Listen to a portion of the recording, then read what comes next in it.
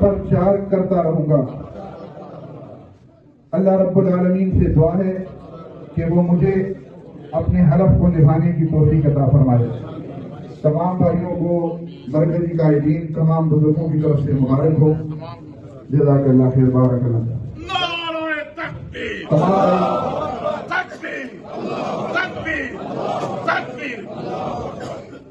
طول بدوران جكم لمو حضور التناسي كنائب دي كسينير نائب صدور دي اقليت دي او كيوت دي طول دا لطرد قوة مباركبان دي اور طول دي ډیر مبارکی دا وخت موجود یم یو نوم شاهجهان کې او دلته د پاکستان مرکزی مسلم لیگ یو د تاسیس حواله سره پروګرام او چې په الحمدلله نن تاسو د تجربه کم پروګرام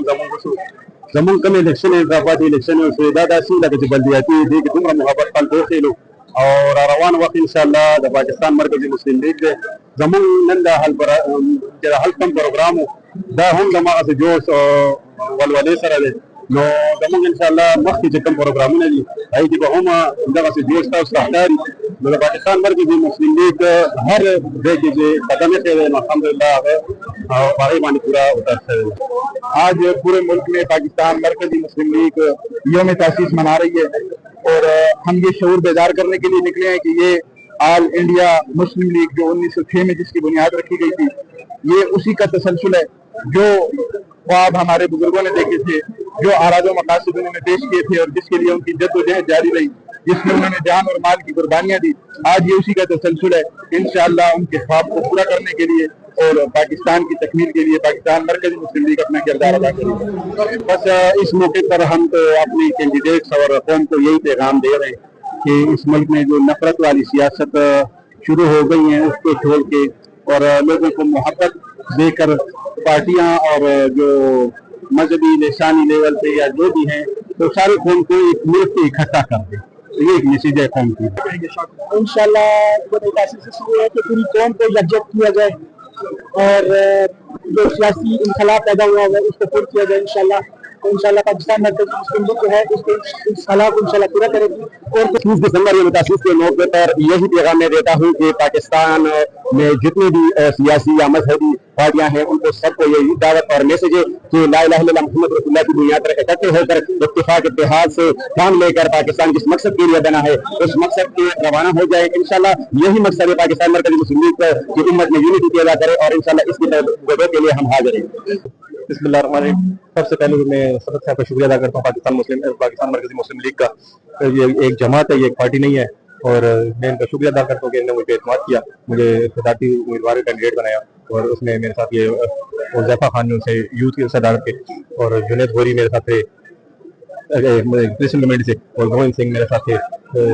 سکھ کمیونٹی سے تو یہ پورے پینل الحمدللہ میں نے بسم اللہ الرحمن الرحیم